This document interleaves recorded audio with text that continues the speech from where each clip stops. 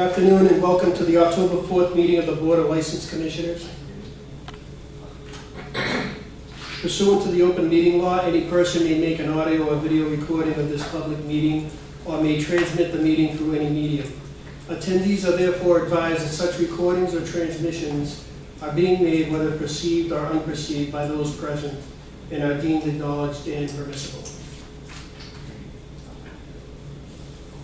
Agenda item number 1, hearing regarding the request for a special use permit from the South Shore YMCA 79 Coddington Street for the 6th annual SSYMCA Frozen 5K Road Race, represented by Tom Healy. Step right up. I'm Phil Gay. I'm representing Tom Healy. He's not able to be here today. What's your name, Phil? Phil Gay. Sure. You want to tell us what you're proposing to do? So it's a 5K road race. Starts outside the Y, goes up to the library on Palmer Street, and turns around and comes back. We've done it the past few years. This year's date, the proposed date is January 8th. January 8th? Yeah. Rain or shine? Rain or shine, yeah. And what time? The race kicks off, I think the start time's 9. And it's normally over pretty quickly, 5K, so there's runners out there for runners and walkers. The walkers normally stick to the sidewalk, which helps a lot. But about 30 minutes for most people, the majority of people are in. So you're thinking from 9 a.m. to 11? 11, 12? We'll be right off the road by 10. Most people will be in, and then most of the runners, the faster ones, are back within 20 minutes. And then Any food, refreshments? no, we have stuff in the Y afterwards, but nothing in the race course. And you got plenty of room to stage and Yeah, we close the field house out at the back of the Y off, and everything's done inside. We keep the runners inside until just before the start, with the temperature and the weather. So try and keep the impact as low as possible to the streets. Board members? I just wanted to say that Councilor Margaret Forrest is supporting this run. Okay. Have you,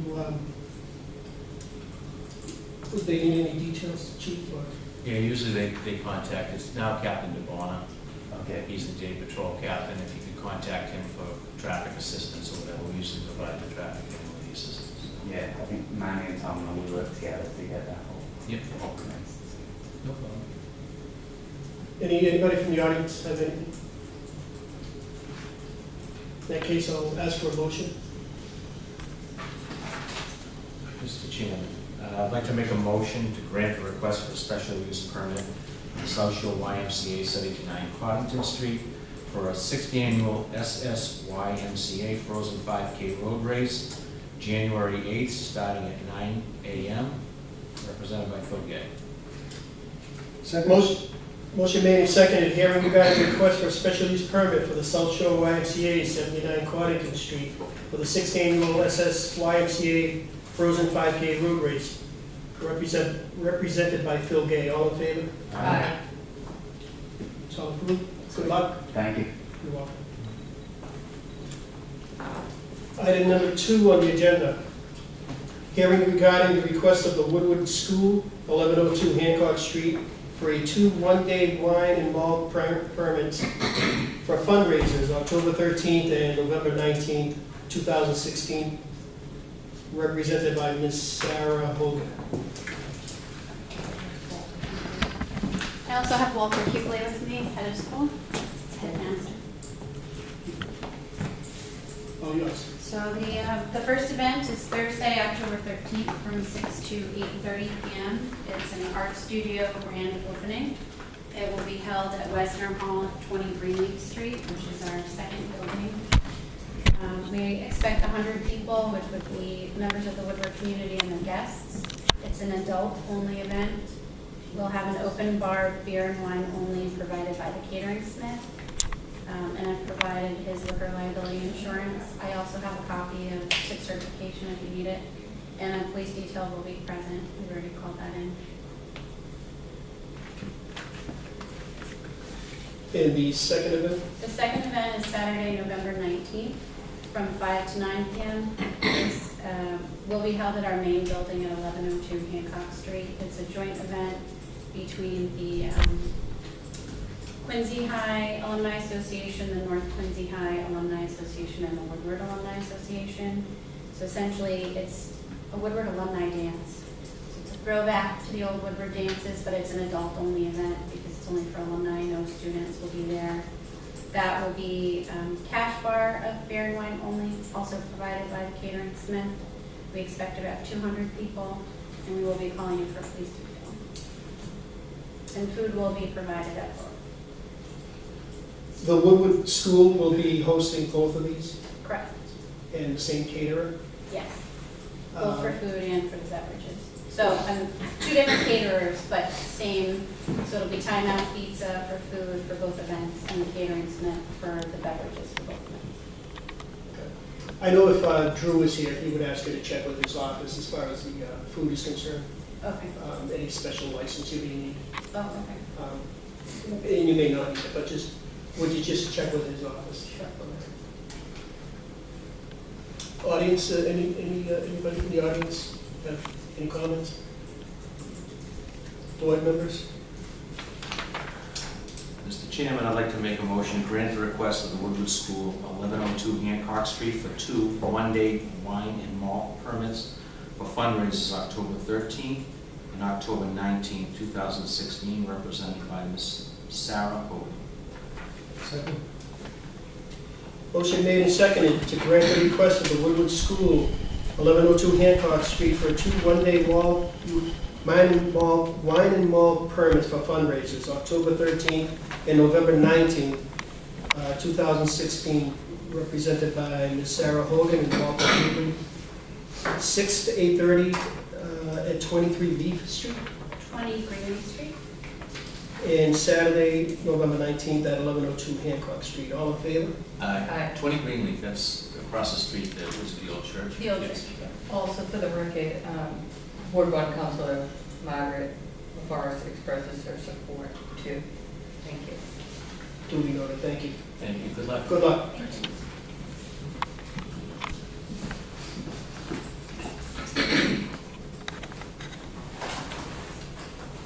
Item, agenda number 3, the hearing regarding the status of the CD all alcohol restaurant license issued to L&M Presidential Enterprises, LLC DBA China Pearl International, manager Yu Mi Zhang.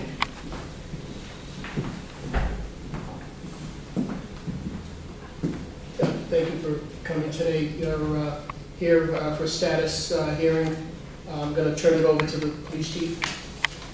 Actually, I'd like to have Lieutenant Jarowski read the reports. There was an incident that occurred here on September 3rd that I'd like to have some conversation about. Madam Chairman, members of the board, I'm going to be reading from the police report of Officer Jeffrey Bozart. He was present on the evening in question. And he did a brief understanding of what took place that night.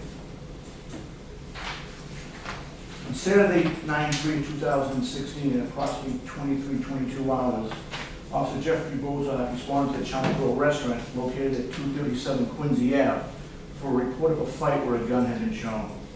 It was stated that the suspect with the gun was an Asian male wearing a white shirt.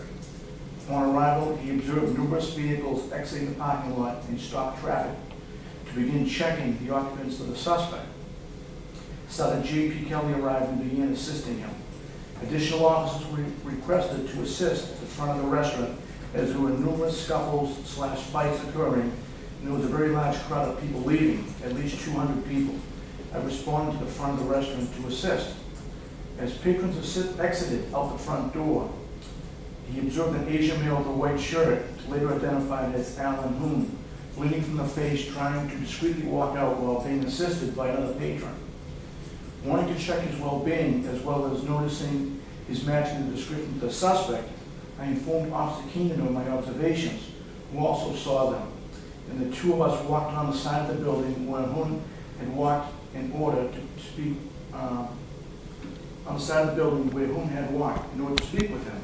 As Officer Keenan and Officer Bozart followed behind Hoon, and the person helping him, later identified as David Nguyen. I called out to them, asking them to stop at least twice, but was ignored. It was at this time that my attention was drawn to a large Nissan Titan pickup truck, Mass Ridge 4 Sierra Sierra Leo 10, traveling at a high rate of speed through the crowded parking lot, with both Officer Keene and I both estimated to be at least 40 miles per hour, directly towards us. He immediately started strobing his flashlight at the driver to get his attention, as Officer Keenan did the same. The truck did not slow down and maintained, if not increased its speed. I immediately became in fear for my life, as well as Officer Keenan's. Tony and Diane, as the truck was showing no sign of slowing or stopping. We were directly in its path. I reached for my department-issued firearm and began to draw it, when the truck all of a sudden came to a screeching halt. The operator, later identified as Boo Lee, immediately jumped in the driver's seat and started attacking Hoon with repeated punches as Hoon fought back. Officer Keenan and I then immediately sprinted towards the fight. As I reached Lee, who was punching Hoon, I pushed him from behind in an effort to separate the two and stop the fight. I then struggled to gain control of Lee as he continued to fight and resisted our efforts to place him in handcuffs. Several other individuals began intervening and attempting to pull Officer Keenan and I off of Lee, while at the same time Hoon was attempting to punch Lee.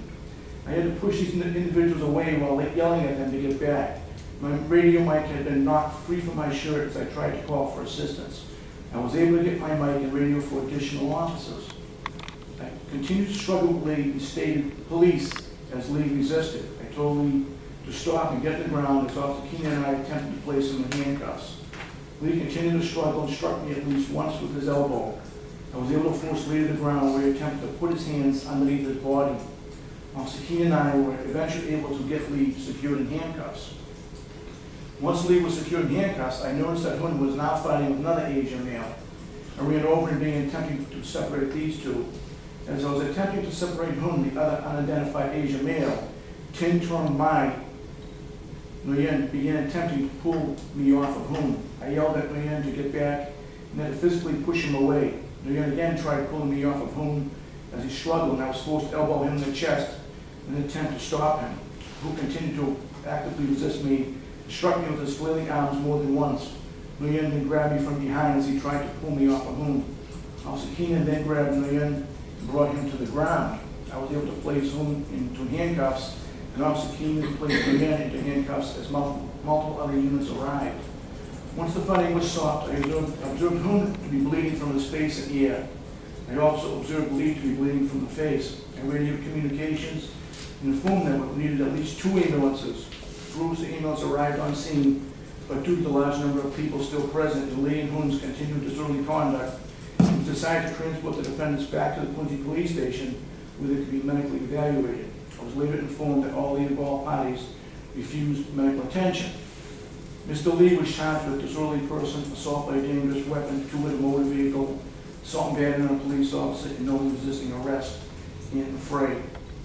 Hoon was charged with disorderly person, assault and battery on a police officer, knowingly resisting arrest and affray. And Nguyen was charged with disorderly person, assault and battery on a police officer, knowingly resisting arrest and affray. Following up, Officer Bozat noticed that his right forearm and both hands had smears of blood on them from an unknown person. He also had an abrasion to his right knee and some pain in his right wrist. Per department policy, he notified his supervisor. So that was the report of Officer Bozat. We're actually 4 reports written that night. And I'm only going to just read the 2 from Officer Bozat and Keenan and myself. Officer Keenan's report is very similar. It says on Saturday, September 3rd, he was assigned patrol in the Eagle 1 West Quincy area. At approximately 22 hours, he was dispatched requesting multiple officers to respond to China Pro restaurant. Report of a fight with firearm involved. Upon arrival, he noticed several hundred people in and around the parking lot of China Pearl. While searching for the suspect, several small altercations were breaking out. Most of these were verbal in nature.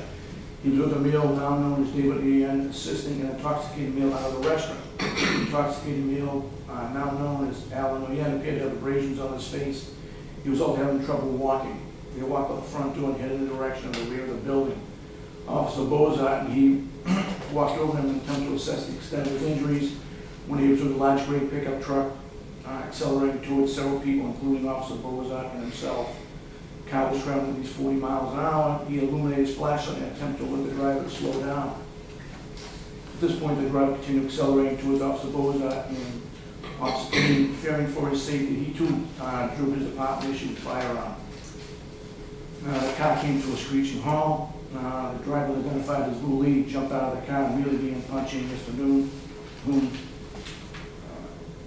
It's basically the same report, same set of facts that Officer Bozak had reported. It was a total chaos. Officer Lambert also read a report where she was struck by one of these individuals that was coming out of the establishment, one of the four that was arrested, and he was shot with assault and battery on a police officer. So I did a little bit of a follow-up, and on regarding September 30th, 2016, the call was placed to the Quincy Police Department by the on-duty manager of China Pearl. Her name is Amy Mack. The call came to dispatch as a disorder of fight involving a gun.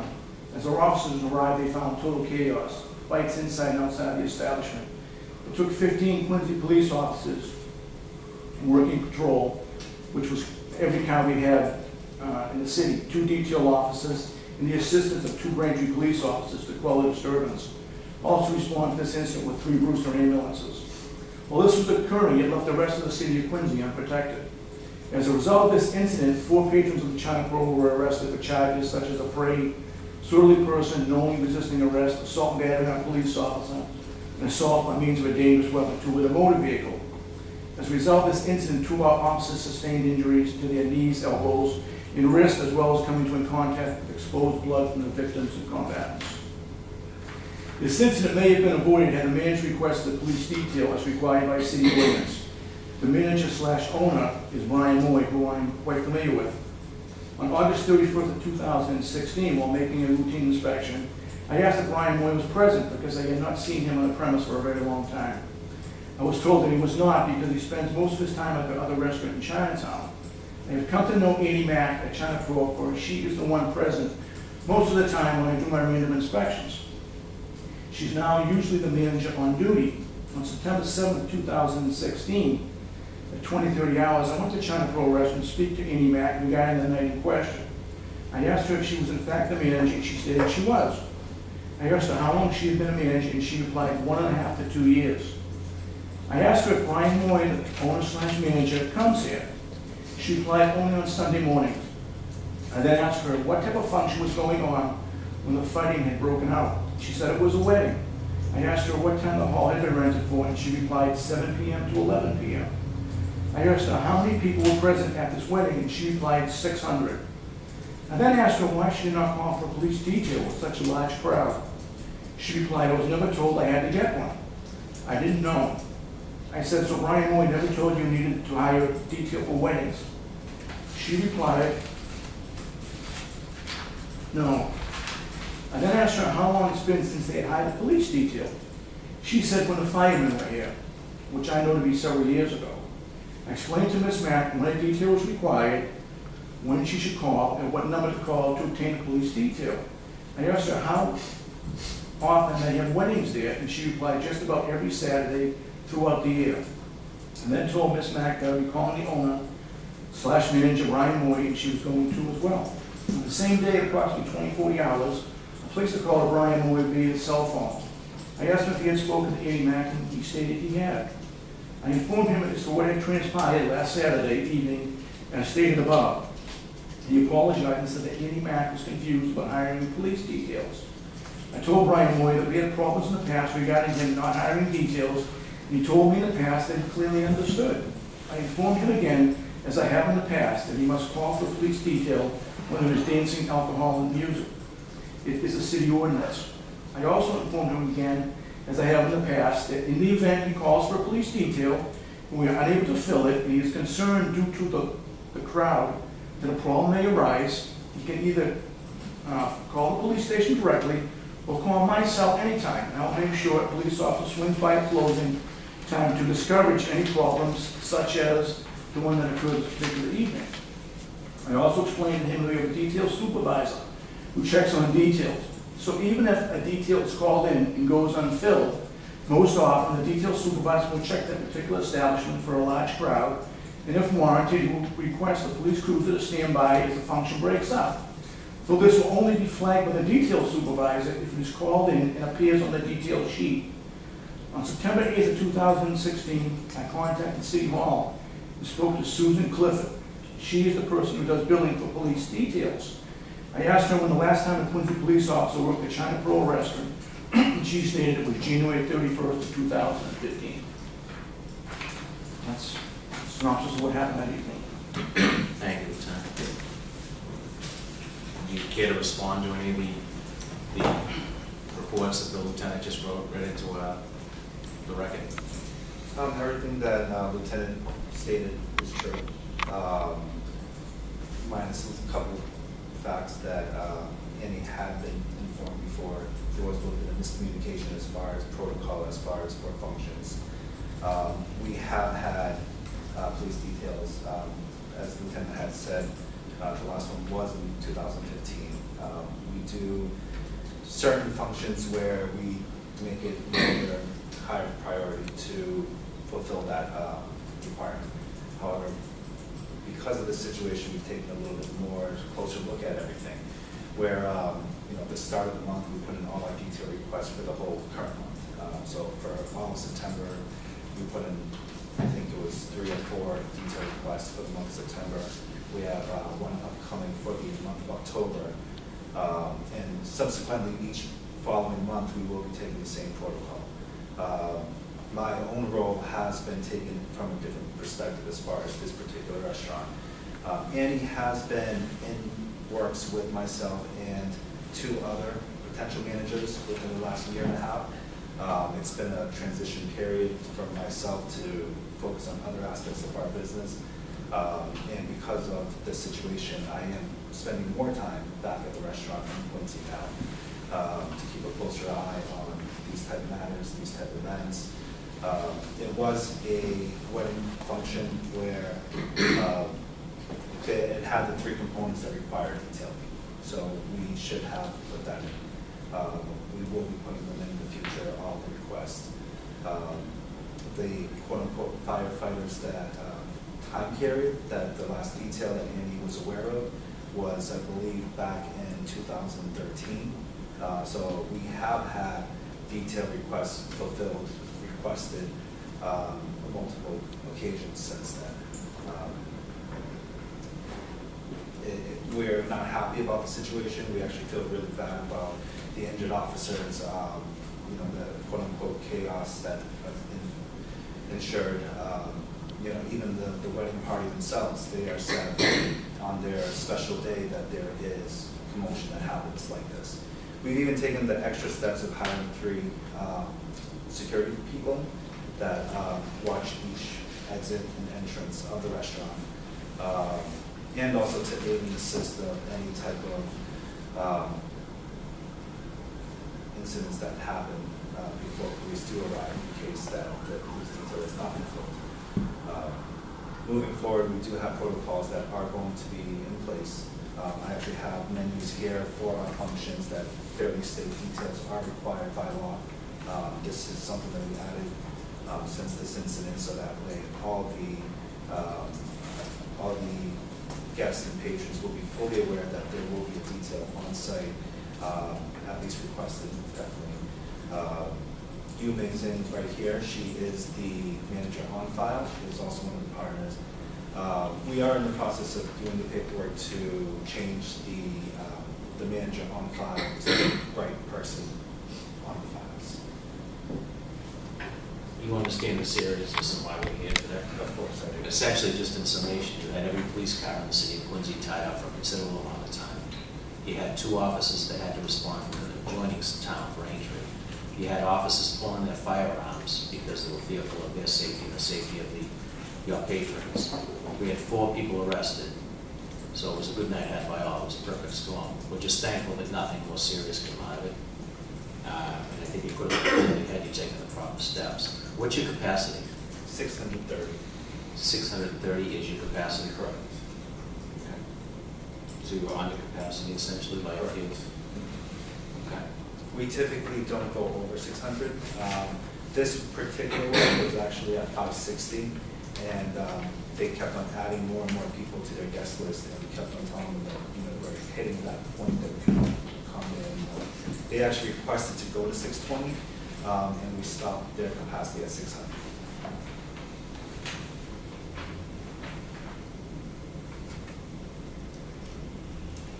I'll just say, I know they added an additional exit door to increase their capacity. What kind of security do you have working there? They're not professional security, like a security company per se. They are trained for conflict resolution in the Boston school system, as well as I think they're part-time. Well, it's 2 or 3 people that I work closely with, and then they have a network of people that work securities at bars and nightclubs and things of that sort. So currently I am trying to recruit a team that is exclusively working for me throughout the wedding season. We are fortunately at the end of our wedding season at this point. So moving forward, our functions are minimal for weddings, that is. We do fundraisers as well, sometimes that do fall into the category, which will also be requested for detail. But the big plan is for upcoming wedding season in 2017 and moving forward to have a good team of people that can work on rotation for us. And forgive me, most weddings that I'm aware of are usually 300, 400. So you get regular weddings with 600 people? This is abnormal. Our typical wedding functions ranges anywhere from the 200s. Once we hit that 300-ish number, it's actually to us considered a very large function nowadays. Fundraising has gone up to 500-600 people. However, a wedding to go past 400 is, I would say, maybe 10-15% of our whole year's business of weddings. And that might even be on the higher side, honestly. But this is a rare instance that we get that high number. How often would you say you reach that maximum capacity during the course of the year? And what is the lowest amount of people that you have? The lowest amount of people for a wedding has been as low as 30, 50 people. Part of the renovation that we did, we put in some movable partition walls so that we can actually do private functions ranging from 100, 180, and I think like up to 300 from one side, so it's 3 separate rooms. In 2016, I would say I can count with under 10, but roughly in my quick recollection, at least 5, 6 that hit 600, but definitely not over 10 this year that hit 600 for total functions, including weddings, fundraisers, events, and things else. And then one last question, is this just primarily a function hall now, or is it a restaurant? No, we are definitely still a restaurant. We are a family restaurant where dim sum, which is a traditional brunch, serves 7 days a week from 9 a.m. until 3 p.m. That's our typical lunch service. Dinner service does start from 3 o'clock and we close at 9:30 p.m. typically. Our wedding functions used to go until midnight, even though the 1 a.m. is the city law. We actually rolled that back to 11 p.m. And on a very rare incidence do people request to go till midnight, but typically we actually close at 11 o'clock. Chief, what would be the threshold for having a police detail? Any function? Any function that has alcohol, dancing, and music. You understand? I do understand that, yes. I mean, when you have a function of 600, there probably should be more than one detail officer. That'd be almost impossible for one detail officer to maintain a crowd like that. I could seriously consider it. I can't mandate it. Well, I probably could mandate it, but at this point, I'll suggest it. Okay. And as far as the rest of the time, you should have police details. Of course. If we can't fill it, then we can't fill it, but then you should at least make the attempt. And like the lieutenant said, if we can't fill it, then we generally would keep an eye on the area for you anyway. Correct. I appreciate that. And to make your life a little bit easier, that's why we give you the whole months at the beginning of the month. We have to schedule and go out for that. I'm assuming the people who are renting the hall are paying for it anyway. Currently, because the wedding functions had no record, they didn't understand about this and we did not tell them, we are paying the tab for that. For upcoming year, it's internal discussion as to how we take care of the situation. But currently, we pay for it ourselves out of our pocket. Not that it matters, we just want to make sure that you're having the police detail as required. Correct. Mr. Chairman, I just have to say I'm greatly disturbed that all of our police resources were tied up at your establishment. It certainly created a huge problem for the rest of our residents. Additionally, resources from Braintree, you've tied up half of our EMS ambulance response units as well. So, very serious situation. I would commend those officers that responded for their amazing restraint in wrestling with those individuals and having to pull their firearm and not using it. We see these incidents in the news very frequently. So Quincy Police officers used amazing restraint and should be commended. I don't know if it's appropriate or not, but I think some uniforms need to be replaced. I can imagine along with their injuries that comes out of these gentlemen's pockets, and I don't know if there's a possibility to do that, but I think it would certainly be warranted. Who is the manager on record? Currently, it is you, Vinnie. Okay, so you were there? Yeah. We don't see you too often in front of us for these types of issues, and hopefully we won't again. But please take care of it. I will. I'll just echo what the fire chief had to say. I think the police used incredible restraint considering the circumstances and the kind of things you read in the news today. So I commend the police department for their restraint that they used. Mr. Chairman, I'd like to make a motion if there's no further discussion. Mr. Chairman, I'd like to make a motion to issue a written warning to be placed in the file of the China Pearl International Restaurant on Quincy Avenue. Second. Motion made and seconded to include a written warning and placed in the file. Forever. Start track record cases around the future. To be placed in the file for the life of the property. All in favor? Aye. Motion passed. This agenda is closed. Thank you very much.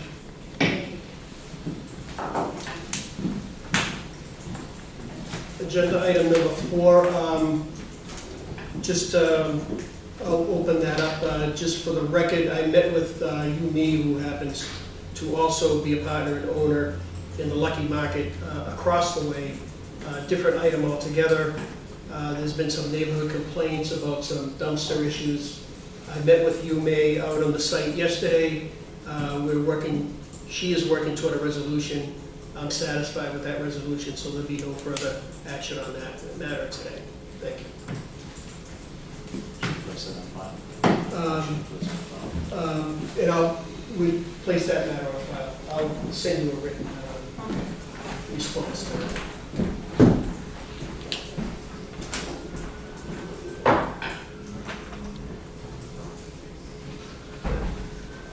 Dr. Mayor, could I have a motion to waive the reading of the minutes of the prior meeting, September 27th meeting? Motion.